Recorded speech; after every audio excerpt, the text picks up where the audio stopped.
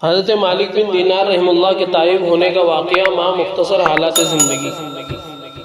حضرت مالک ابن دینار رحمہ اللہ سے کسی نے ان کے توبہ کرنے کا سبب پوچھا تو فرمایا کہ میں ایک شرابی آدمی تھا جو ہر وقت شراب کے نشے میں ڈوبا رہتا۔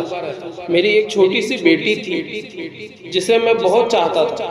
وہ پاؤں چلتے ہوئے میرے پاس آتی اور مجھ سے شراب چھین کر میرے کپڑوں پر گرا جاتی، لیکن جب وہ 2 برس کی ہوئی تو اس کا انتقال ہو گیا۔ اس کے صدمے سے میری حالت بہت خراب ہو گئی۔ نصف شعبان گزر چکا تھا۔ ایک دن اتفاق سے جمعہ کی شب تھی، میں شراب پی کر سو رہا تھا، عشاء کی نماز بھی نہیں پڑھی تھی۔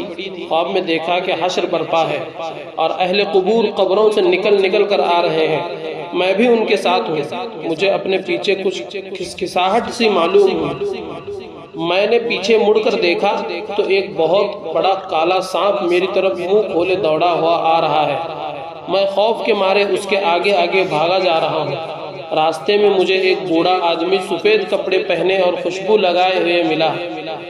میں نے ان سے گریہ وزاری کی کہ مجھے اس سانپ سے بچا دیجیے۔ انہوں نے فرمایا کہ میں ضعیف آدمی ہوں اور یہ مجھ سے زیادہ زور آور ہے، اس لیے میں تمہیں اس سے نہیں بچا سکتا، لیکن تم ڈرو نہیں، آگے جاؤ، ہو سکتا ہے اللہ تعالیٰ تمہاری نجات کا کوئی سبب پیدا کر دے۔ یہ سن کر میں اور زیادہ تیز بھاگا اور ایک اونچے ٹیلے پر چڑھ گیا۔ وہاں سے دوزخ کی لپیٹیں اور ان کے طبقے نظر آنے لگے۔ قریب تھا کہ دوڑتا ہوا میں دوزخ میں گر جاتا، اتنے میں غیب سے آواز آئی کہ پیچھے ہٹ، تو دوزخی نہیں ہے۔ یہ سن کر مجھے کچھ اطمینان سا ہوا اور میں واپس لوٹا تو دیکھا کہ وہ سانپ بھی میرے پیچھے ہی لوٹا آیا۔ واپس لوٹا تو پھر وہی بوڑھے صاحب راستے میں ملے۔ میں نے ان سے کہا کہ میں یہ چاہتا تھا کہ آپ مجھے اس سانپ سے بچا دیں، لیکن آپ نے قبول نہیں کیا۔ تو یہ سن کر وہ رونے لگے اور فرمایا میں خود کمزور اور ناتواں ہوں۔ پھر انہوں نے کہا کہ تم اس پہاڑ پر جاؤ، وہاں مسلمانوں کی امانتیں جمع ہیں، اگر تمہاری بھی کوئی شے بطور امانت رکھی ہوگی تو اس سے امداد مل جائے گی۔ میں اس پہاڑ کی طرف دوڑا۔ وہ ایک گول پہاڑ تھا جس میں بہت سے دروازے بنے ہوئے تھے اور ان پر ریشمی پردے پڑے ہوئے تھے، اور ہر دروازے کی دونوں چوکھٹیں سونے کی یاقوت اور موتی جڑی ہوئی۔ جب میں قریب پہنچا تو پردے اٹھا دیے گئے، دروازے کھول دیے گئے۔ وہاں بہت سارے چھوٹے بچے تھے، انہی میں میری بچی بھی تھی۔ مجھے دیکھتے ہی ہائے ابا کہتی ہوئی میرے پاس آئی، ایک ہاتھ سے مجھے پکڑ کر ایک نورانی مکان میں لے گئی اور دوسرے ہاتھ سے سانپ کو ڈرایا تو وہ فوراً واپس چلا گیا۔ پھر اس نے مجھے بٹھلایا اور خود میری گود میں بیٹھ گئی اور میری داڑھی پر ہاتھ مار کر کہا الم یأن للذین آمنوا ان تخشع قلوبهم لذکر اللہ، کیا اہل ایمان کے لیے وہ وقت نہیں آیا کہ ان کی قلوب اللہ کے ذکر سے خوف کھا کر جھک جائیں۔ اس پر میں رونے لگا۔ میں نے پوچھا کہ بیٹی کیا تم یہاں قرآن شریف بھی سیکھتی ہو؟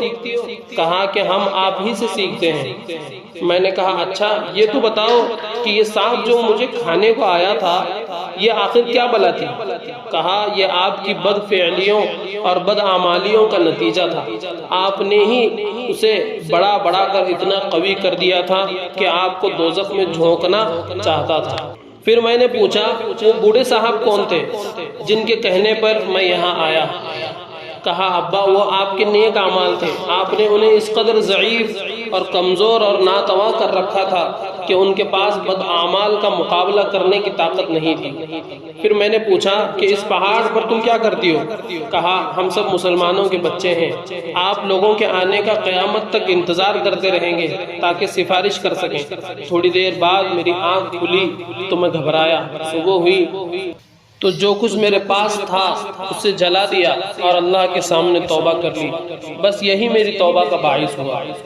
میرے دوستوں، اللہ تعالیٰ بندوں سے کتنی محبت کرتے ہیں اس کی بہت سی دلیلیں بندہ پیش کر چکا ہے، اور یہ واقعہ بھی اسی سلسلے کی ایک کڑی ہے۔ آپ حضرات غور فرمائیں، ایک شخص زندگی بھر شراب پیتا رہا، اللہ اس کی نافرمانیوں کو دیکھتے رہے، اس کے باوجود اللہ نے اس شخص کو اپنا محبوب بنانے کے لیے اس کی بچی کو ذریعے کے طور پر استعمال کیا۔ کیا یہ دلیل نہیں کہ اللہ اپنے بندے سے محبت کرتے ہیں؟ اللہ تعالیٰ شرابی جیسے گناہگار کو اپنا دوست بنا سکتا ہے تو چھوٹے چھوٹے گناہوں میں مبتلا ہو جانے والے رحمت الہی سے مایوس کیوں ہو جائیں؟ کیا اللہ انہیں اپنا دوست نہیں بنا سکتا؟